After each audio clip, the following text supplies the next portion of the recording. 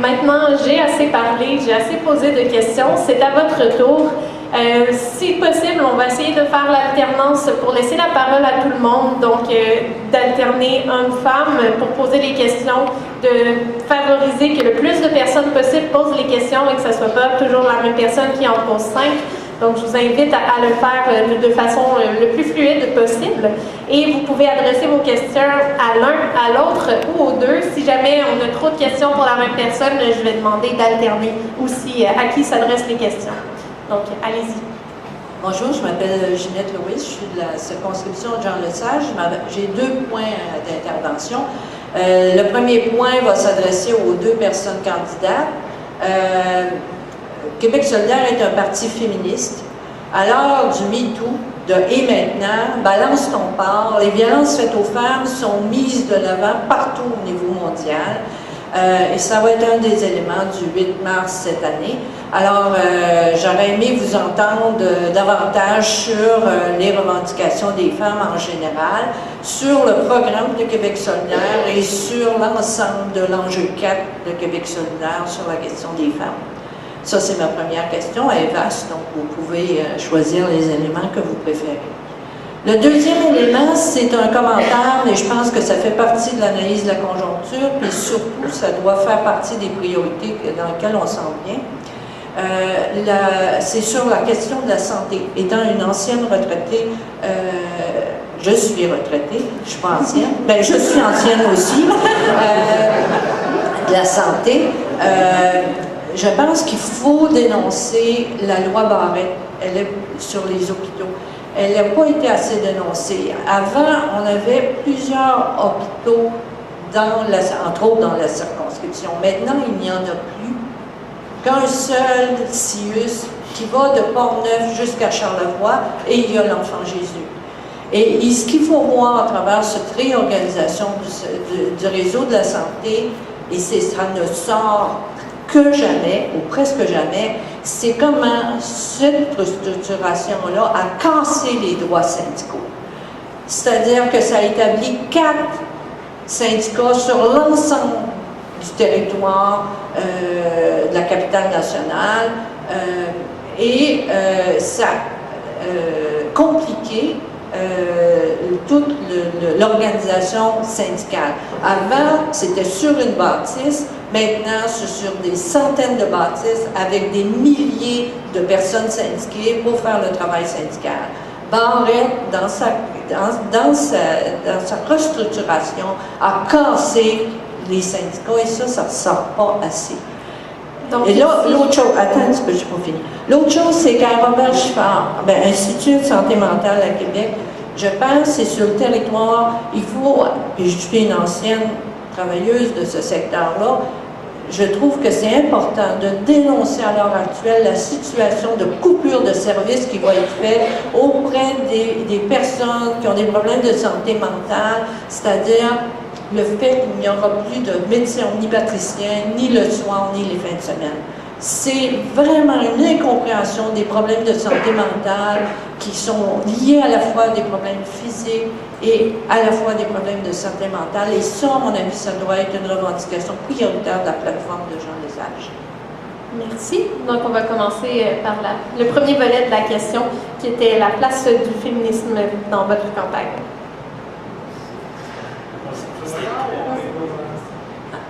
Les autres questions, la deuxième volet de la question, si je pouvais résumer.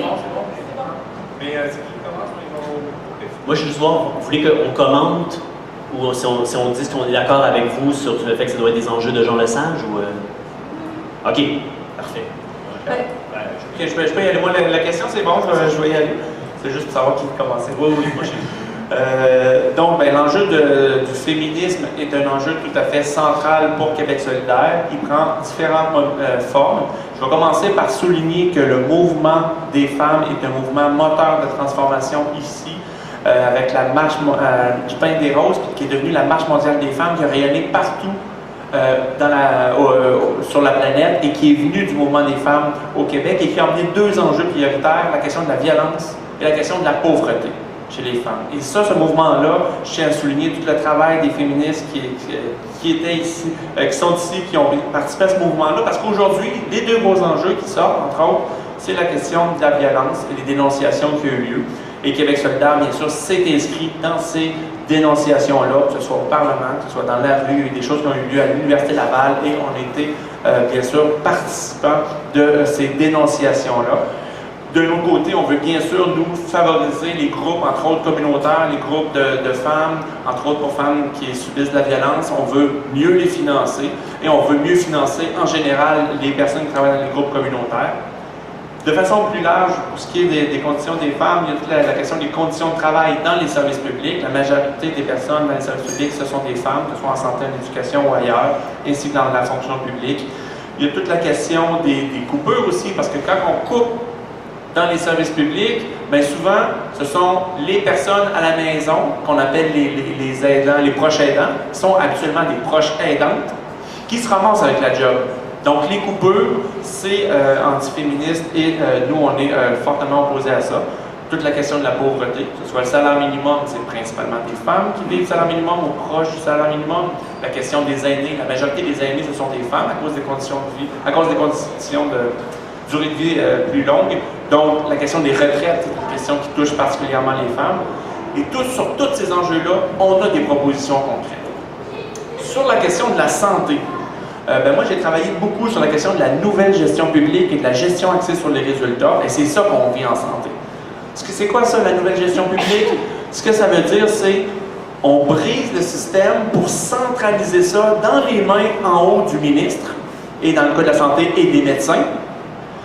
Mais en même temps, on décentralise les responsabilités et le poids en faisant des choses comme, par exemple, le modèle Lean.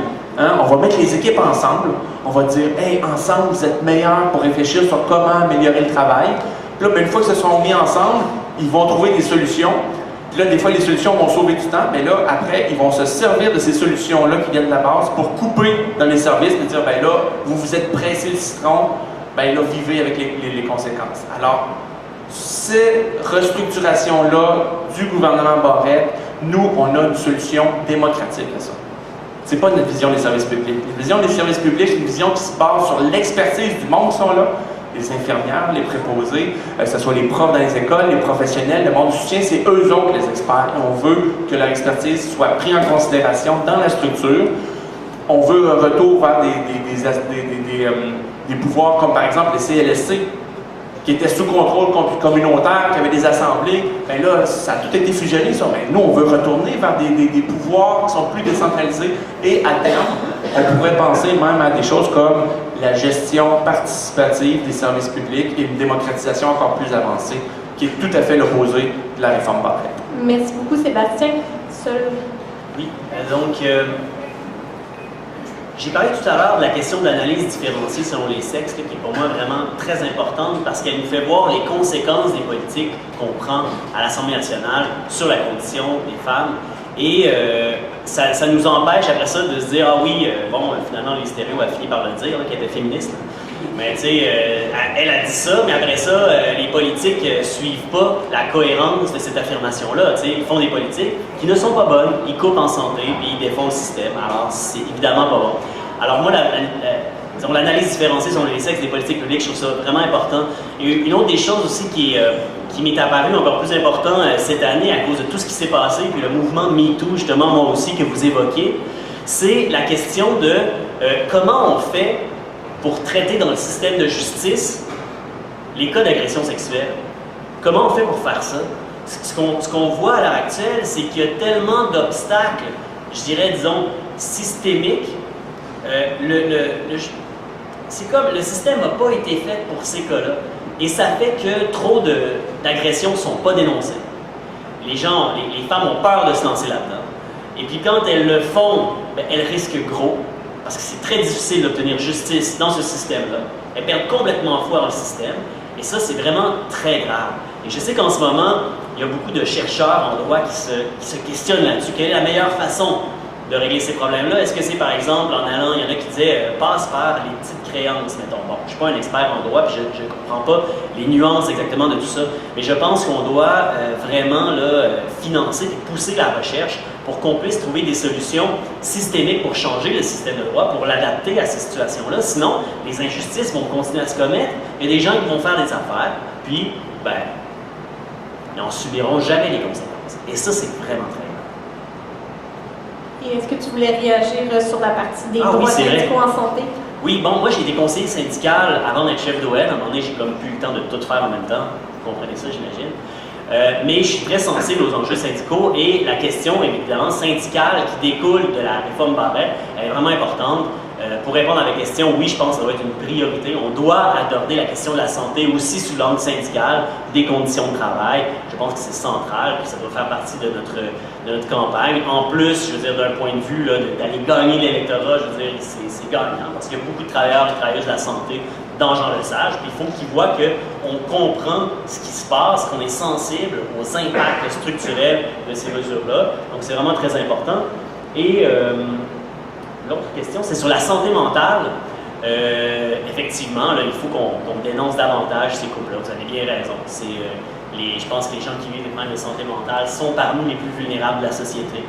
Et pour avoir travaillé dans un centre qui s'appelle le 388, c'est dans Saint-Sauveur, c'est pas ici, mais je connais très bien cette problématique-là. Je travaille là comme intervenant, puis c'est vraiment fou ce qui est en train de se passer. Tu sais, même justement le centre dont je vous parle, là, ils sont encore toujours en train de subir des oppressions administratives pour presque fermer ou réduire leur service ou rendre ça inopérant. Et ça, c'est vraiment grave. T'sais, on doit maintenir une offre en santé mentale qui est complète, qui est bonne, qui est généreuse, mais aussi qui est diversifiée. C'est pas tout le monde qui a la même approche. C'est correct que tout le monde ne suive pas les directives des chercheurs de l'Institut universitaire en santé mentale de Québec. Il y a des approches qui sont différentes, qui sont bonnes, qui ont le droit d'exister. Il faut qu'on les favorise toutes. Puis moi, c'est clair que même s'ils sont juste au bord de la rivière Saint-Charles, je vais les défendre aussi. Puis je vais m'assurer qu'avec dans la campagne régionale, on traite ces enjeux-là tous ensemble, qu'on fasse front commun là-dessus.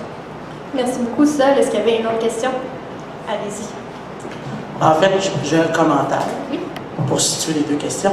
Et mon premier commentaire, j'étais content d'entendre que je pense que l'enjeu de la prochaine élection, si on regarde un peu ce qui se passe à l'échelle de la planète, c'est qu'il y a une recherche dans la population de changement et de changement de leaders et de génération au niveau de la classe politique.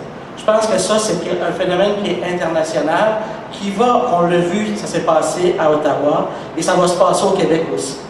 Présentement, on a le sentiment ici dans la région de Québec que c'est la CAQ, effectivement, qui se positionne comme l'alternative. Je vous rappelle qu'aux dernières élections fédérales, le NPD, dans les sondages, pétait les scores à 44%. Vous avez vu ce qui s'est passé? Le petit Trudeau, avec une campagne de marketing bien organisée, a pris la POC et a fait élire le Parti libéral. Moi, je pense que Québec solidaire est capable, effectivement, de faire élire un député ici, dans Jean Lesage, en raison de ce mouvement-là. Donc, en fait, parce qu'effectivement, je pense que vous êtes tous les deux, vous savez, tous les deux de très bons candidats, effectivement. Vous représentez, effectivement, une génération qui est plus jeune, et c'est ce que la population cherche. Des leaders, effectivement, qui sont plus jeunes. Mais cherche aussi des leaders qui vont redonner du pouvoir aux citoyens. Je ne vous ai pas entendu parler de mode de scrutin proportionnel, de réforme de notre mode de scrutin, où on va en finir avec des élus et des partis politiques qui prétendent « j'ai été élu pour 4 ans, et maintenant, advienne que pourra, endurez-moi, je peux faire ce que je veux. » Les citoyens veulent du pouvoir, et moi je pense que la question, il faut remettre l'enjeu de la démocratie et du pouvoir citoyen au cœur de cette campagne-là. Il faut en parler, il ne faut pas le taire, puis on sait que Québec solidaire est un partisan. On sait que Québec solidaire est partisan dans ce sens-là. Donc, la question de la démocratie, effectivement, pour moi, c'est un enjeu important. J'aimerais ça entendre les deux candidats. Et la dernière des choses, un enjeu plus local, en lien avec la qualité de l'air. Je vous rappelle qu'Henri Bourassa, c'est une voie d'accès prioritaire pour le camionnage qui a accès au port de Québec. Ce boulevard-là, c'est un boulevard urbain. Il pourrait avoir un autre accès où ce serait seulement les oiseaux puis les grenouilles qui seraient dérangées, qui serait par d'Estimauville. Alors, j'aimerais ça aussi là-dessus, que vous entendiez qu'il y a un enjeu aussi de camionnage qui émettent des fines particules et qui est un irritant pour les gens qui vivent à proximité du boulevard Henri Bourassa. Donc ça, je pense que c'est un enjeu qu'il ne faut pas ignorer. Et l'autre enjeu, c'est qu'on a un méga centre hospitalier qui s'en vient. On sait que la Ville de Québec veut vendre la vapeur de l'incinérateur à ce méga hôpital-là. Cette méga hôpital-là est financée avec nos taxes, nos impôts, 2 milliards que ça va coûter. Ça serait irresponsable que ce méga hôpital-là, dans le fond, achète la vapeur qui permettrait à l'incinérateur de durer dans le temps. Et ça, je ne vous ai pas entendu là-dessus, mais j'aimerais bien vous entendre. Merci beaucoup. On va commencer avec seul sur le premier enjeu, le mode de scrutin. Ensuite, on fera les autres enjeux, mais on va commencer par alterner sur le mode de scrutin. La question du mode de scrutin elle est centrale. Le mouvement Démocratie Nouvelle a fait une tournée à laquelle j'ai participé tout l'automne. On est allé dans plus de 5 villes au Québec pour justement aller prendre le pouls de la population sur cet enjeu-là, puis bâtir un mouvement citoyen d'appui à cette question-là pour que ça devienne un enjeu central de la prochaine élection. Alors évidemment que je suis vraiment pour ça et regardez bien les choses aller parce que la CAQ, ce qu'ils ont commencé à dire vers la fin, c'est on vous promet que c'est la dernière élection avec ce mode de scrutin-là. Le dernier qui a dit ça, c'était Trudeau, puis il a fini par tout abandonner. Alors, il faut faire bien attention. Puis l'autre chose aussi qui va être vraiment centrale dans la question là, du vote proportionnel mixte, c'est qu'il ne va pas falloir se faire berner sur la façon dont on répartit le score, puis les députés de compensation. Si on fait une répartition nationale, c'est-à-dire en fonction du score, là, du résultat du parti, ça va amener la possibilité de ce qu'on veut, c'est-à-dire une émergence des partis nouveaux. Mais s'ils font une répartition qui est sur la base de résultats régional, ça va complètement enlever l'effet de proportionnalité de cette mesure-là et on se retrouve avec un système qui a le nom proportionnel, mais qui a des taux de distorsion faramineux entre le vote exprimé et le nombre de sièges à l'Assemblée. Alors ça, il va vraiment falloir être très à l'affût de ça pour ne pas se faire berner. Sur la question du camionnage, j'entends votre... On va revenir, on va laisser Sébastien répondre sur le mode de scrutin. Ah, j'ai juste une petite dernière affaire d'abord. Le mode de scrutin dans lequel on est, là, il a été élaboré là, dans un contexte où on voulait permettre à une minorité possédante de garder le contrôle sur les ressources. Ça a été élaboré dans un contexte colonial, il y a 151 ans. J'ai l'air de parler d'il y a longtemps, mais c'est encore ça qui se passe au Québec. T'sais, les gouvernements peuvent se faire élire avec 31% des voix, là, et puis avoir le contrôle de l'exécutif, du législatif, puis nommer les juges. C'est complètement scandaleux. C'est un système colonial fait pour être ultra conservateur, favoriser ça. Alors, il faut qu'on en sorte évidemment le plus vite possible. Merci, Sébastien. Alors, je ne développerai pas beaucoup sur l'enjeu de la proportionnelle. Je pense qu'on est tous sensibles à cet enjeu-là. Sol a démontré certains enjeux qui entourent l'enjeu proportionnel. Moi, je voudrais mettre l'accent sur les autres enjeux démocratiques qui entourent les élections et la société dans laquelle on vit. Première des choses, je l'ai parlé un peu, mais les services publics sont de plus en plus centralisés alors qu'il faut redonner du pouvoir aux citoyens sur les services publics, que ce soit les écoles, que ce soit les CLSC, les hôpitaux. Il faut qu'il y ait un meilleur contrôle à la fois du public et beaucoup des experts qui sont à l'intérieur, les travailleurs, les travailleuses. Il faut qu'ils reprennent contrôle sur leur lieu de travail. Et ça, c'est dans les services publics, mais c'est aussi dans le secteur privé.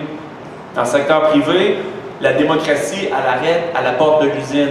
Par contre, avec, entre autres, la syndicalisation, avec aussi le Code du travail, qui est un exemple, entre autres en France, où il y a des conseils qui permettent aux travailleurs et travailleuses d'avoir un pouvoir sur comment s'organise le travail. Alors, la démocratie, elle doit s'inscrire aussi dans les lieux de travail.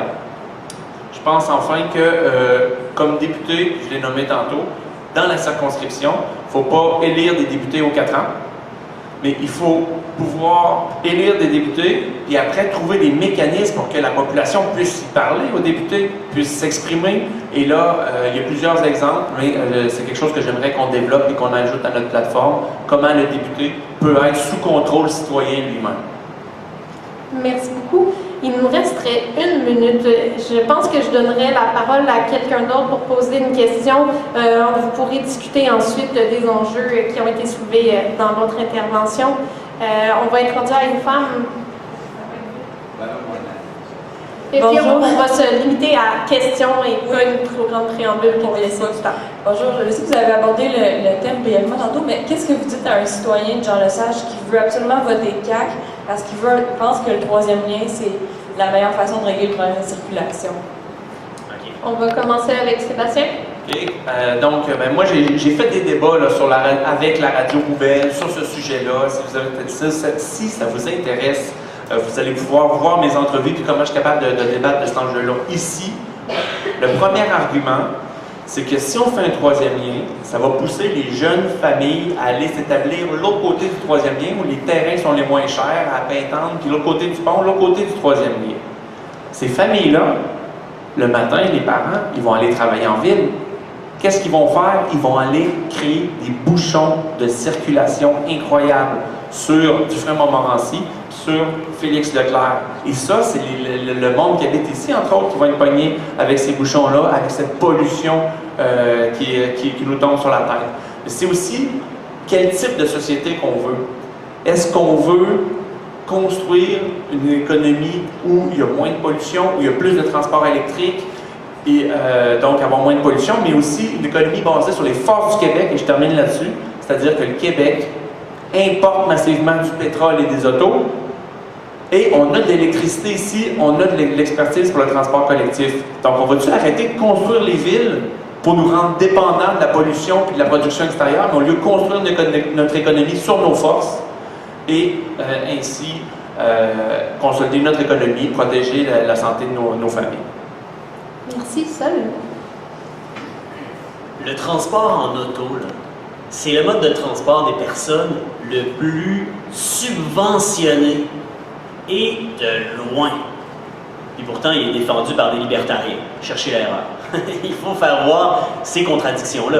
Tu sais, les gens qui disent « Ah oui, mais là, j'ai mon auto, tout ça, puis écoute, les routes, c'est des choses qui coûtent énormément cher. Faire un troisième lien, il faut voir c'est quoi le coût d'option de ça. Si le troisième lien, il coûte 4 milliards de dollars, là, par exemple, bien, qu'est-ce qu'on aurait pu construire à la place comme mode de transport électrique bâti par des entreprises et du génie québécois là-dedans, tu sais, qui nous permettrait de devenir aussi des leaders du monde dans ce mode de transport-là. Ce 4 milliards-là, moi, je veux qu'on le mette sur un monorail entre Québec et Montréal, tu sais, un monorail suspendu de transport interurbain. C'est fou. On ne réalise pas l'argent que ça fait. Si on met un troisième lien, ça fait des bouchons de circulation, il faut remplacer encore nos routes, ils deviennent encore plus chers, il faut élargir les autoroutes après 4 à 7 ans en moyenne, parce que les bouchons reviennent 4 à 7 ans plus tard. Puis en plus, ça sert qui? Ben, ça sert le monde de Lévis qui ne veulent pas payer pour, nécessairement. Alors, je veux dire, je ne suis rien contre servir les gens de Lévis, là, mais c'est un projet qui, du point de vue de la Ville de Québec, est absurde. Du point de vue de l'environnement du 21e siècle, c'est complètement absurde. Clairement, il va falloir qu'on se positionne rapidement sur, comme parti, sur le financement et l'appui au projet de transport structurant, là, qui est probablement un tramway, qui est un tramway, on ne sait pas la forme encore, mais qui va être dévoilé bientôt. Il faut absolument qu'on soit capable d'appuyer ça le plus fort possible et de dire oui, ça exclut le troisième lien. C'est une idée qui ne sert à personne. Parfait, on va prendre une autre question. J'avais 2 personnes qui avaient signifié leur intérêt. Est-ce que vous permettez que ce soit M. Lamont? Oui, ça va.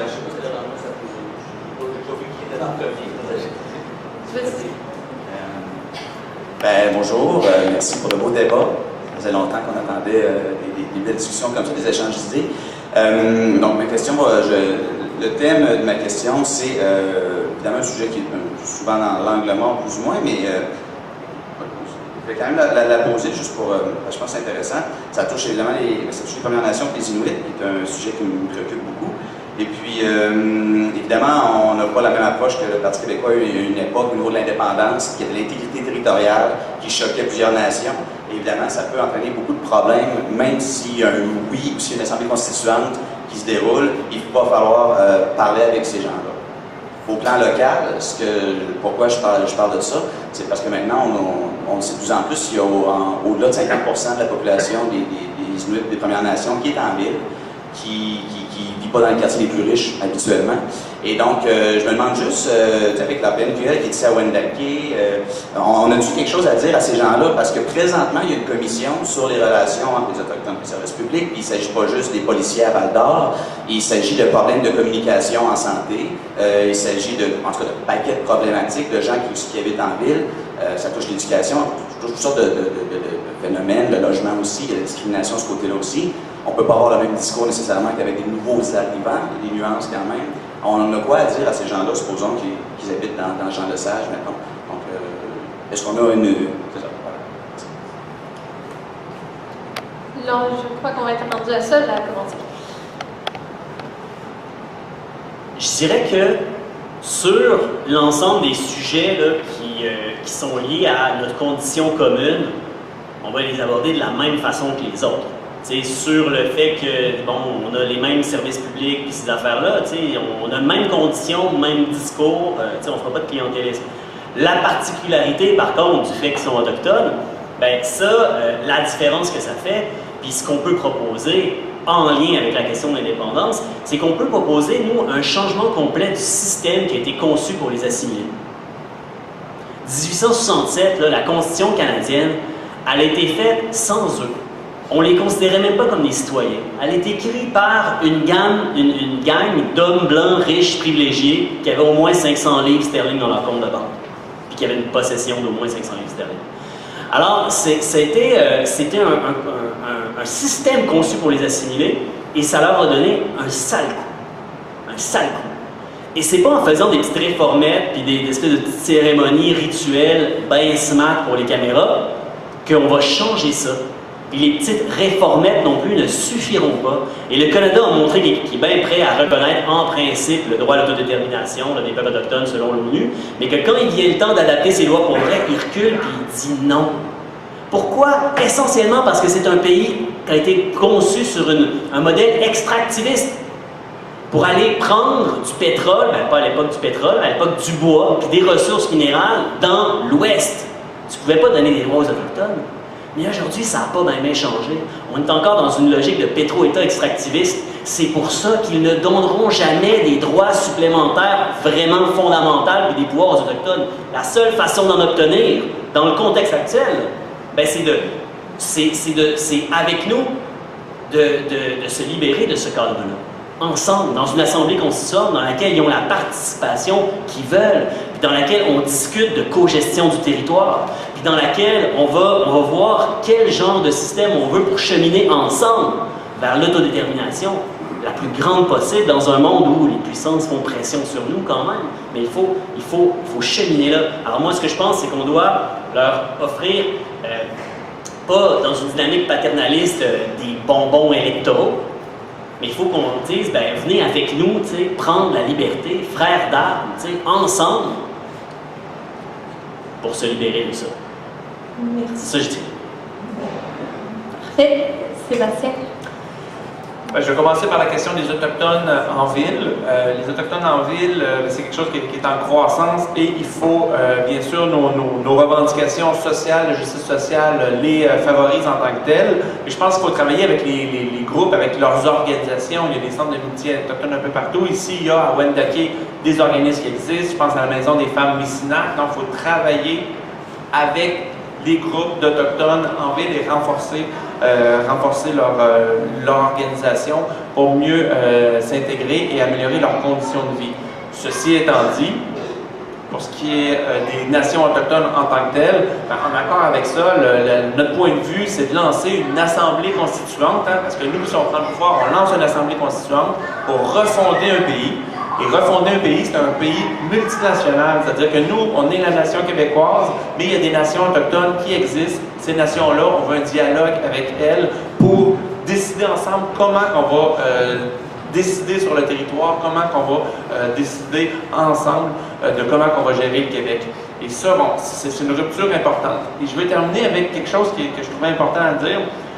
C'est que sur la question de l'indépendance en tant que telle, que ce soit avec les questions autochtones ou tous les enjeux progressistes, je pense aux enjeux du racisme ou autres, parce que je dirais, la question de l'indépendance, la question nationale au Québec est à une croisée des chemins où il y a un virage des autres grands partis, plus canadiens, français, catholiques, donc contre l'immigration, qui ont peur de l'immigration, qui ne sont pas les autochtones, sont pas avec les autochtones, et il y a une autre vision de l'indépendance inclusive, progressiste, qui est la nôtre. Et je veux noter ici que Québec solidaire a été, avec Option nationale, ceux qui ont construit une nouvelle génération. Je veux souligner toutes les personnes qui sont d'Option nationale ici et qui se sont joints. Et au fil des débats, moi j'ai fait des débats avec ça, j'en ai fait d'autres, mais on avait les mêmes visions. Et je suis vraiment heureux qu'on soit ensemble. Et je suis heureux qu'on se retrouve aujourd'hui avec des équipes fusionnées. Dans mon équipe, il y a du monde d'Option nationale. Dans ton équipe, il y a du monde de Québec solidaire.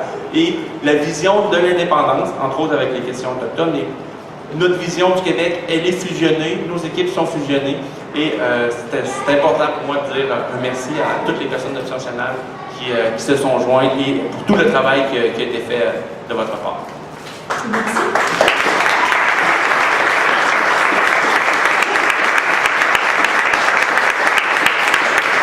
On va prendre une dernière question, monsieur.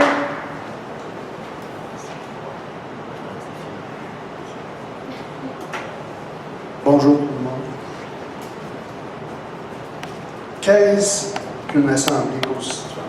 Peux-tu élaborer sur ce que c'est toi qui en as sorti? Okay. Soit vulgarisable. Oui, j'ai vulgarisé ça.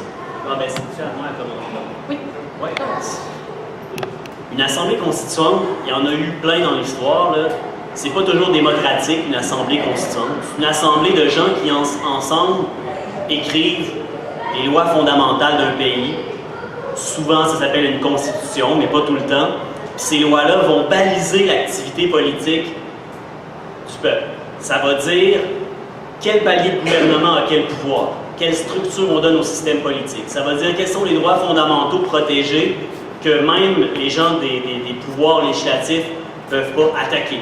Ça va dire c'est quoi les valeurs fondamentales qu'on choisit de mettre ensemble. Donc, c'est toujours des valeurs très rassembleurs. Il faut qu'une immense majorité soit d'accord. Alors, une assemblée constituante, c'est une assemblée qui va se réunir pour faire une constitution. Évidemment, ça se fait souvent dans des pays. Une assemblée constituante là, dans une province, ça n'a pas beaucoup de sens parce que faire une constitution qui rentrerait dans la Constitution canadienne et qui y serait soumise, ben, ça n'a pas bien d'intérêt. C'est pas très intéressant. Ça n'ouvre pas des grands possibles. Alors, l'Assemblée constituante, c'est quoi? C'est l'opportunité qu'on a de faire en sorte que le système dans lequel on va évoluer, à la fois politique et savoir des répercussions sur le système économique, de décider démocratiquement comment il va être fait, comment il va être structuré, quelle place les gens vont avoir. Et dans le contexte actuel où la Constitution canadienne est complètement verrouillée, personne ne veut en parler, personne ne veut ouvrir ça parce qu'ils savent que tout va se défaire, ben, la seule façon de faire ça, c'est de faire une assemblée constituante, changer le système. Est-ce que Sébastien, tu voulais ajouter quelque chose? Oui, bien, l'Assemblée constituante, ça a bien été dit, c'est de rassembler l'avis de la population sur comment on veut gérer notre pays. Hein? On rebrasse les cartes, on décide comment on veut s'organiser. C'est ça, fondamentalement, l'Assemblée constituante. Mais j'ajouterais une dimension.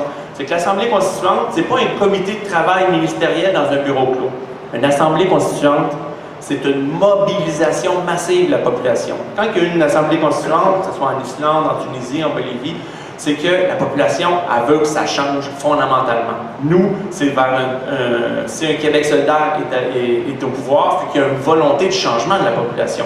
Cette volonté-là, elle va mettre du monde en action et l'Assemblée constituante va canaliser cette énergie-là en disant oui, vous avez des revendications de justice sociale, d'environnement, d'indépendance nationale, mais venez ensemble, on va rendre ça concret dans un projet qui est l'Assemblée constituante. On va écrire une constitution, puis après, on va aller dans un vote, puis on va fonder le pays qu'on veut. Donc, l'Assemblée constituante, c'est pas seulement écrire une constitution, c'est élire du monde qui fasse le tour du Québec pour pouvoir mobiliser toutes les forces du Québec vers un nouveau projet de société. Et c'est ça qui peut faire la différence, parce que faire l'indépendance, parce qu'établir un Québec solidaire de justice sociale, ça va prendre plus que des députés au Parlement. Ça va prendre une population massive en action. On a vu ce qui se passe en Catalogne, on a vu ce qui s'est passé au Printemps arabe, on a vu ce qui s'est passé un peu partout. Des droits sociaux, ça ne s'est pas juste voté au Parlement, ça s'est organisé massivement dans la rue et c'est là que l'Assemblée constituante, telle qu'on la pense, peut devenir un outil de changement social. Merci beaucoup. Donc, je vous rappelle leur nom, Sébastien Bouchard, Sol Zanetti. Messieurs, est-ce qu'il y a des événements qui s'en viennent pour vous d'ici le 17 mars? Oui. Il y a une assemblée de cuisine. Tout est sur la plateforme Mouvement. Hein, tapez Mouvement Québec solidaire, là, vous allez voir ça. L'assemblée de cuisine ce mercredi, le 7 mars, chez Patrick, dans le Vieux-Limoilou. Et une autre assemblée samedi soir, le 10 mars, chez Vincent, qui habite près de la Salsa, qui travaille à la Salsa d'ailleurs.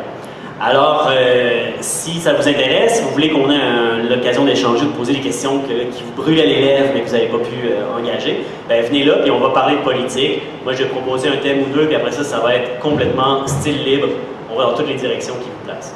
Puis invitez des amis, si vous voulez, comme les convaincre d'adhérer à QS, là, amenez-les. Ils partiront pas sans carte de membre. Sébastien, de votre côté? Donc, de notre côté, on continue. On a eu une grande assemblée la semaine passée, qui a très très bien été. Et là, il va y avoir une vidéo qui va sortir dans quelques jours. Donc, vous allez pouvoir voir une vidéo qui résume un peu ma candidature. Je vais vous inviter à la regarder, à la diffuser dans vos réseaux. Et toutes les personnes qui veulent aider à ma campagne, vous pourrez aller voir Christian Saint-Pierre, qui est en arrière ici, pour donner vos noms. Donc, on continue à s'organiser. Et puis, les activités seront sur la plateforme Mouvement aussi. Parfait. Vous pouvez aussi aller voir les pages Facebook des deux candidats. Sinon, vous avez envie de vous impliquer au sein du comité de coordination de Jean Lesage, il y a toujours de la place pour vous. Allez rencontrer les charmantes personnes à l'accueil et très pertinentes. Sinon, l'investiture, je vous le rappelle, est le 17 mars à 14h au Cégep ici, dans une autre salle qui est en bas. Me fait-on signe, donc en bas. Et ou ici, on ne sait pas. Vous saurez en temps et lieu le lieu de vote.